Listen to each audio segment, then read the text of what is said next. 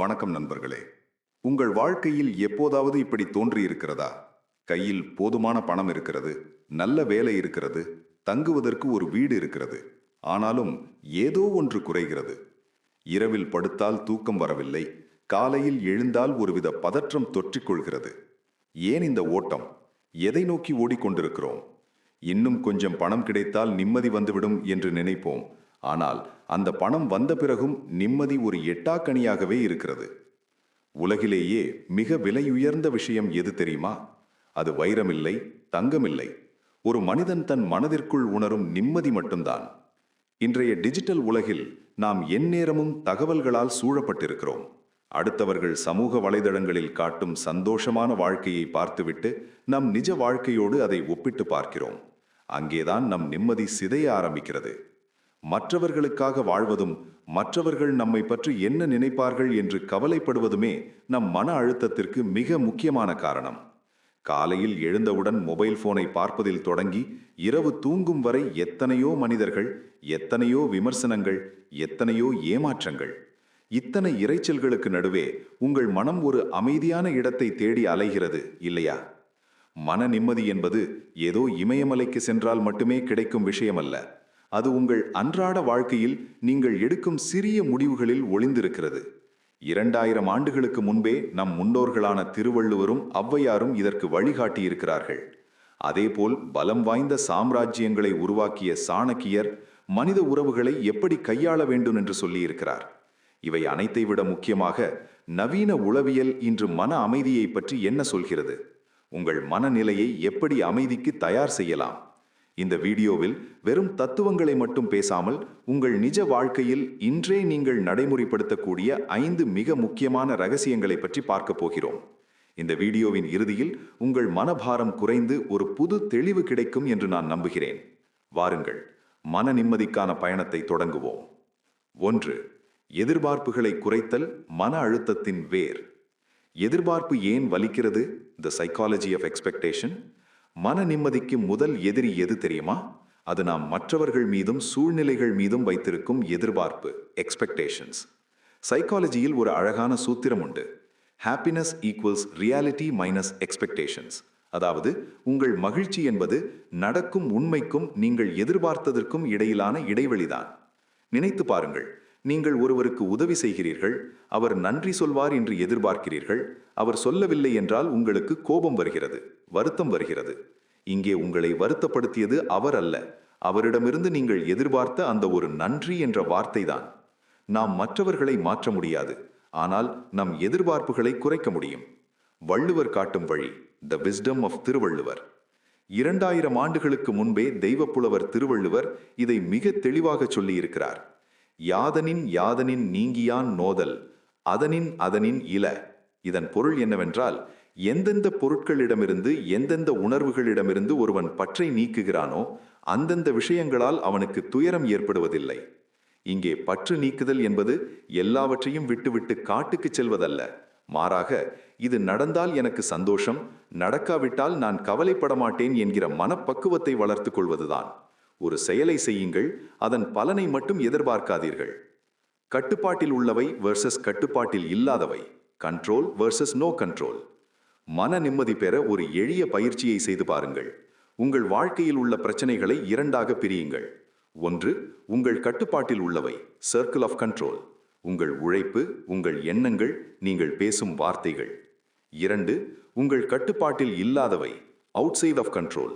மற்றவர்களின் விமர்சனம், வானிலை, போக்குவரத்து நெரிசல், கடந்த கால கசப்புகள். நம்மில் பலர் நிம்மதியை இழக்க காரணம் நம் கட்டுப்பாட்டில் இல்லாத விஷயங்களை மாற்ற போராடுவதுதான். ஒரு உறவினரோ அல்லது நண்பரோ உங்களை பற்றி தவறாக பேசினால் அது உங்கள் கட்டுப்பாட்டில் இல்லை. ஆனால் அதை எண்ணி வருத்தப்படாமல் இருப்பது உங்கள் கையில் இருக்கிறது. இதை புரிந்து கொண்டாலே உங்கள் மனபாரத்தில் 50% குறைந்துவிடும்.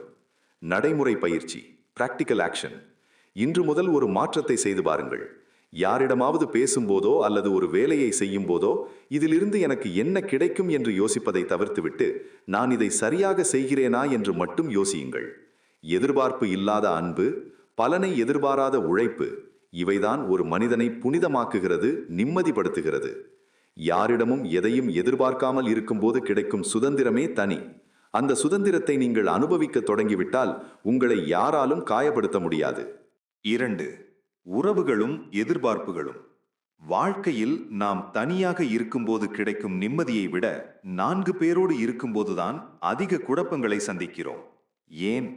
ஏனென்றால் நாம் மற்றவர்கள் மீது வைக்கும் அதீத அன்பு ஒரு கட்டத்தில் நம்மையே காயப்படுத்த ஆரம்பிக்கிறது.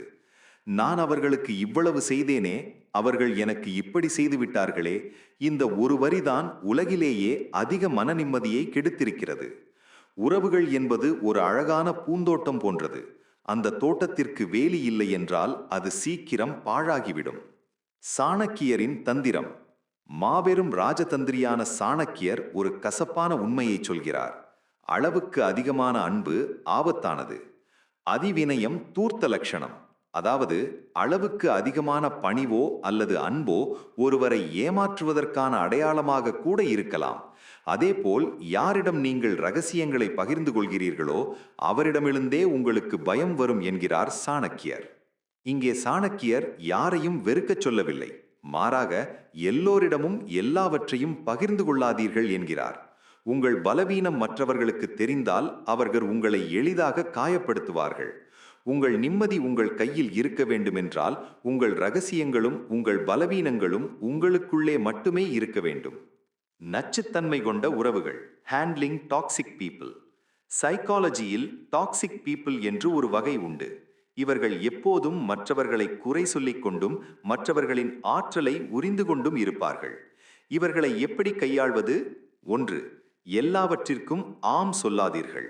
நோ என்று சொல்ல பழகுங்கள். உங்களால் முடியாத ஒரு விஷயத்திற்கு சம்மதிப்பது உங்கள் நிம்மதிக்கு நீங்களே வைக்கும் கொள்ளி. 2. தூரத்தை கடைபிடியுங்கள்.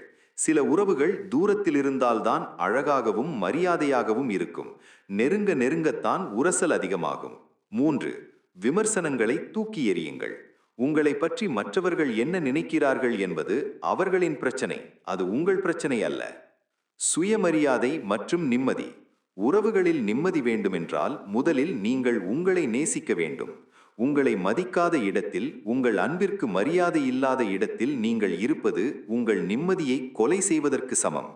ஒரு உறவு உங்களை நிம்மதியடையச் செய்ய வேண்டும், மாறாக எப்போதும் கவலையிலேயே வைத்திருக்க கூடாது.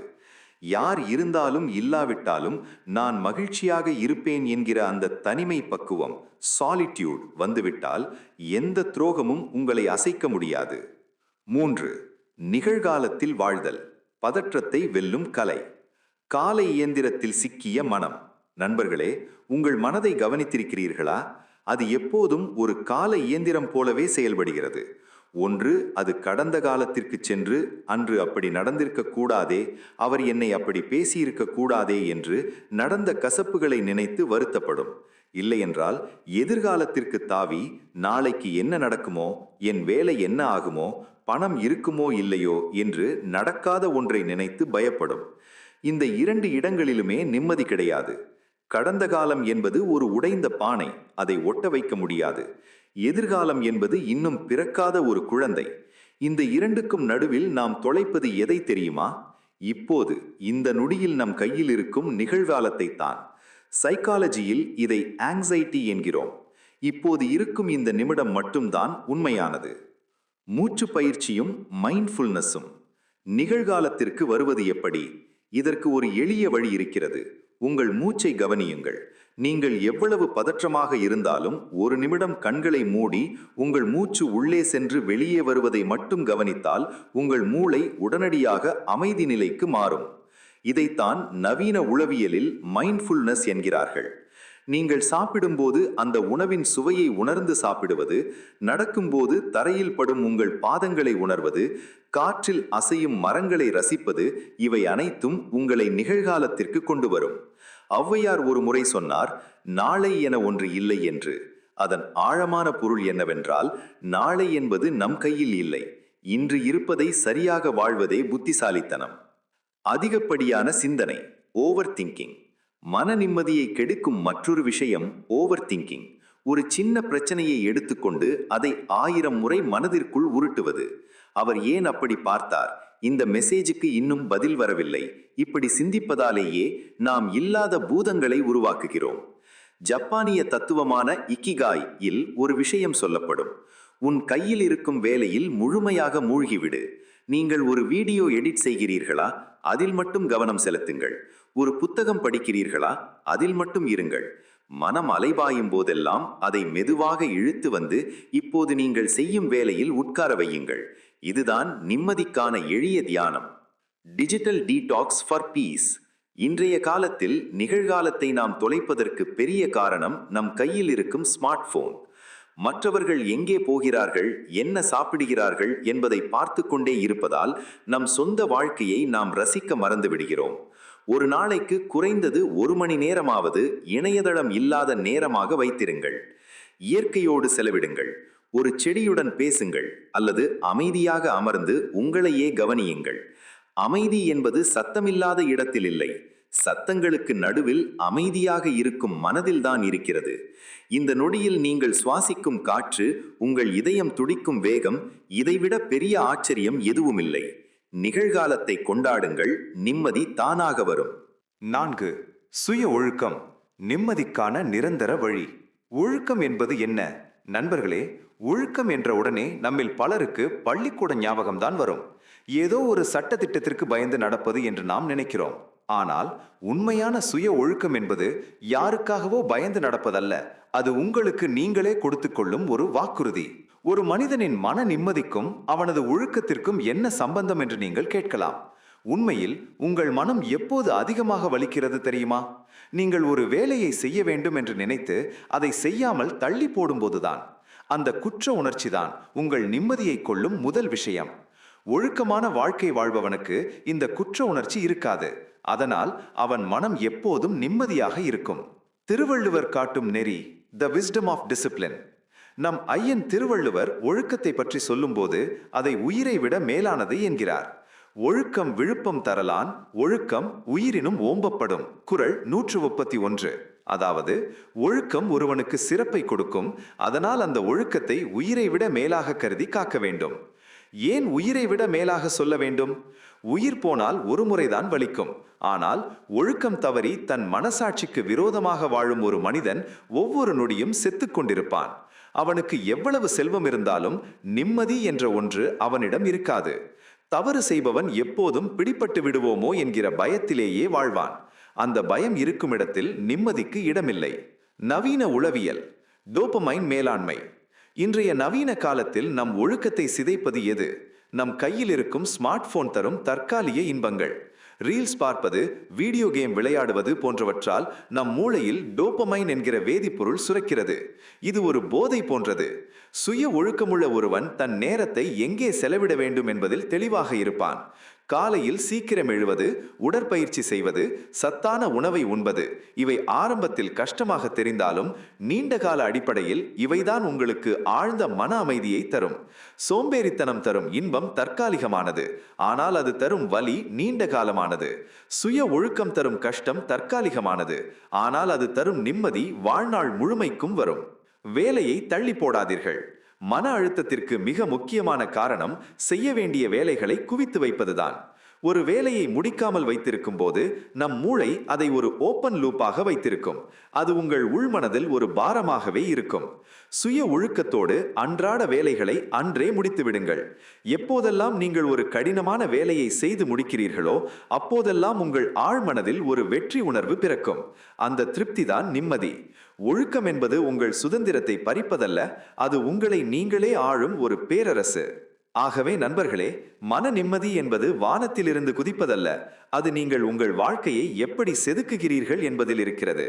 சரியான நேரத்தில் உறங்குங்கள், மற்றவர்களை பற்றி பேசுவதை தவிருங்கள், உங்கள் இலக்கை நோக்கி மட்டும் ஓடுங்கள். சுய ஒழுக்கம் இருந்தால் பயம் இருக்காது, பயம் இல்லை என்றால் பதற்றம் இருக்காது, பதற்றம் இல்லை என்றால் உங்கள் மனமே ஒரு நந்தவனமாக மாறும். இந்த வீடியோவில் நாம் பார்த்த விஷயங்களை இன்று முதல் உங்கள் வாழ்க்கையில் கடைபிடிக்க முயற்றுங்கள். மாற்றங்கள் மெதுவாக நிகழும், ஆனால் அந்த மாற்றங்கள் உங்களுக்கு நிரந்தர நிம்மதியை தரும். இந்த வழிகளில் உங்களுக்கு எது கடினமாக தெரிகிறது கமெண்ட்ல சொல்லுங்க. நம்ம சேனலுக்கு சப்ஸ்கிரைப் பண்ணுங்க. வாழ்க்கை வாழ்வதற்கே நிம்மதியோடு வாழ்வோம். நன்றி, வணக்கம்.